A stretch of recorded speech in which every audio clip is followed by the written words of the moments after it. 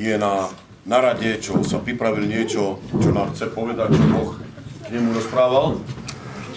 A na budúci týždeň zvládzi, že ďalší to bude niečo rozprávať. Takže počúvaj dobre brata, lebo brat bude hovoriť a chceme počúvať, lebo potom ty budeš na druhý týždeň rozprávať a aj teba chceme počuť. Môžeš, Vene. Aleluja. Takže já bych chtěl začít tím, jak jsem přišel k Ježíšovi, ještě předtím vůbec, než jsem věděl, že existuje. Takže stala se mi, prvně vám řeknu můj příběh, stala se mi taková věc, byli jsme v Kanadě a onemocněla mi tam jak žena, tak dcera. A první věc se mi stala s mojí dcerou, že začala mít febrilní křeče. To je stejný slovenský český. Febrilní křeče. Acharon, Febrilné krče, no. A to znamená, že když má dítě horečku na 38, tak padne svalová horečka, všechny svaly se prostě stvrdnou a vypadá to, jako když nežije. No a stala se taková věc, že tam poslední, ten záchvat trval asi 5 minut a tam byli takový ženský starý, který mi holku brali jak zajíce, dávali za krk. Já jsem se na to nemohl dívat, nějaká síla mě řekla, všechny jsem je vyhodil na ulici. Holku jsem vzal nahou na sebe, vlez jsem s ní do sprchy, pustil jsem na nás ledovou vodu a začal jsem mi šeptat do uší věci, které jsem ani nevěděl, co znamenají. No a v tom se mi zjevila malinká holčička v růžovém oblečení s panenkou v ruce a tenkrát jsem ještě nevěděl, co to znamená, kdo to je, až potom mi řekli, že to je mýho švagra, první dcera, co mu umřela.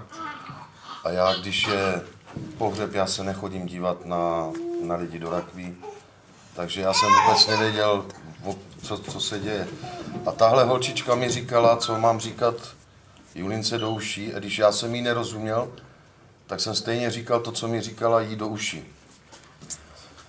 No a pak nějak z ničeho nic holka vyplivla krev, takovou hroudu krve ze sebe a otevřela oči a zaplať Pán Bůh, teď je zdravá. Amen.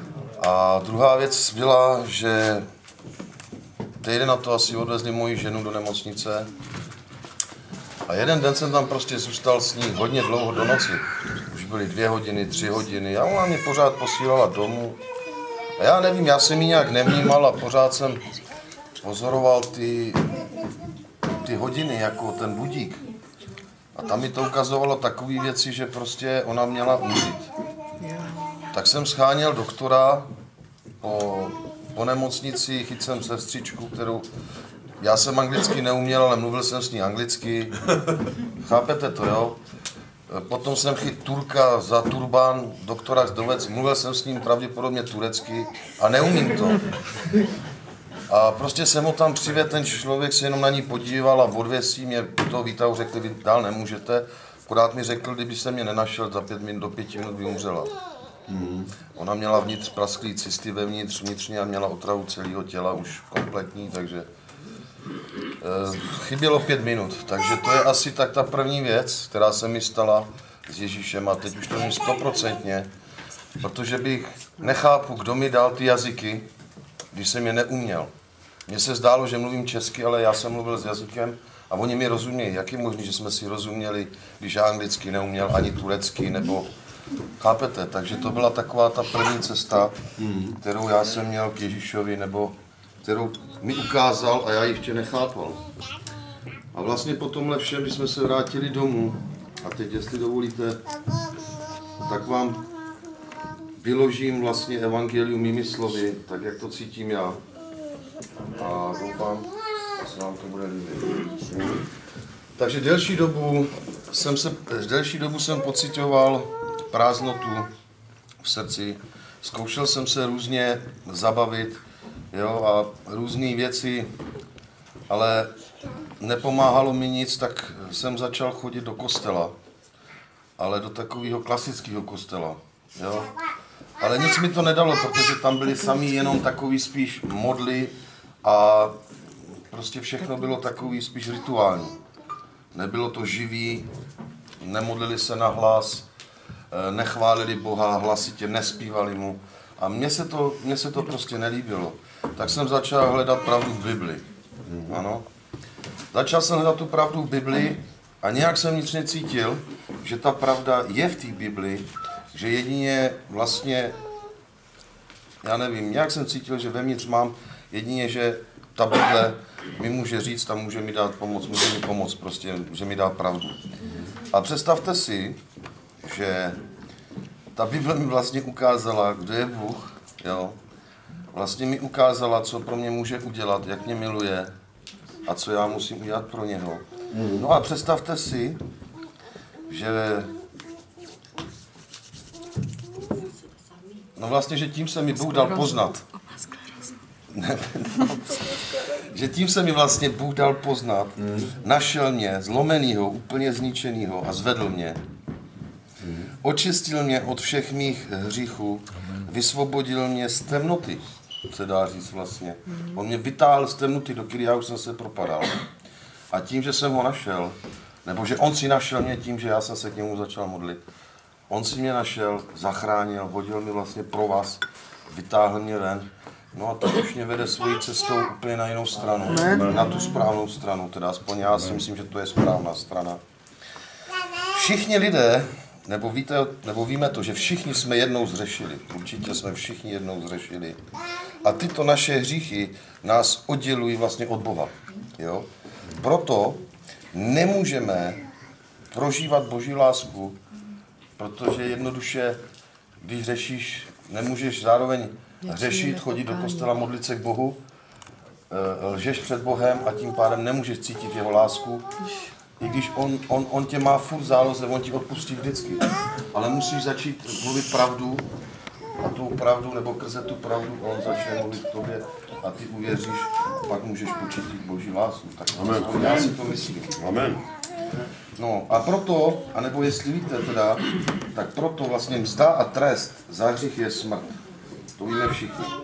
Ale darem Boží milosti je život věčný. Amen.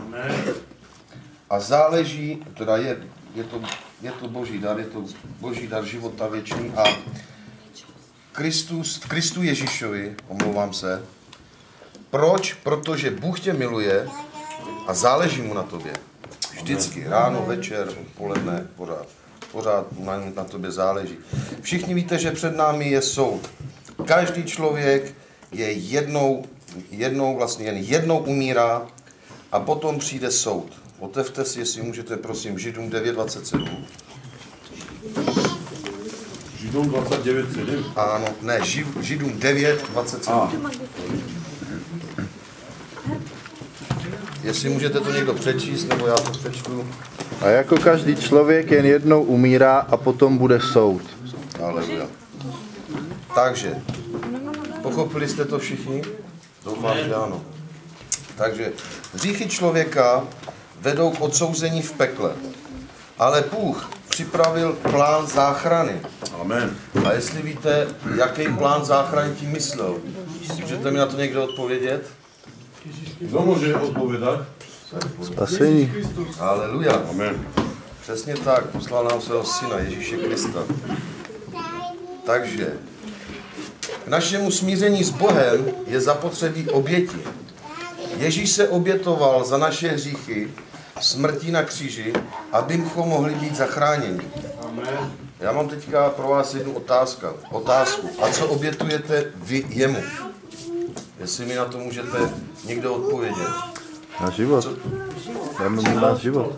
Na život. Ještě něco? Co obětujete? Desátky. Řekni to. Co to bylo za otázku? Řekni to. Co obětuje, mami? Co obětuješ ty Bohu? René, Ano. ještě raz to vyčítajme. Takže ještě jednou vám to přečtu, prosím vás. K našemu smířením s Bohem je zapotřebí obětí. Ježíš obětoval za naše hříchy smrtí na kříži, abychom mohli být zachráněni. A co obětujete vy jemu? Srdce. Aleluja. Amen. To je správná odpověď. Srdce. Protože tím, že on se za nás nechal ukřižovat, vykrvácel, přestalo mu být srdce, tím my dáváme svoje srdce jemu. A věřím, že tím aj těma našima srdcema, až přijde po druhý, aj těma našima srdcema vlastně, on přijde po druhý zpátky pro nás. Takže takhle, to je moc dobrá odpověď. Ježíš, Haleluja. Ježíš prolil svou krev na kříži, aby nás očistil od každého hříchu. Za tebe, bratře, za tebe, sestro, za každého z nás. Dal svůj život, aby tě zachránil od pekla. Je to pravda, je to v Biblii. Haleluja. Amen. To nemá chybu, je to tam prostě. A proto všechno, co musíš udělat, je odvrátit se od svého dosavadního života. Tím nemyslím vás tady teď. My všichni věříme, ale chodí mezi nás lidi, kteří přijdou poprvé a já to myslím těmhle, protože to je výklad evangelia mými slovy, takže abyste nemysleli, že já si myslím, že vy nevíte, o čem mluvíte, jako že já jsem nějaký chytrý a tohle. Takže to chápejte takhle.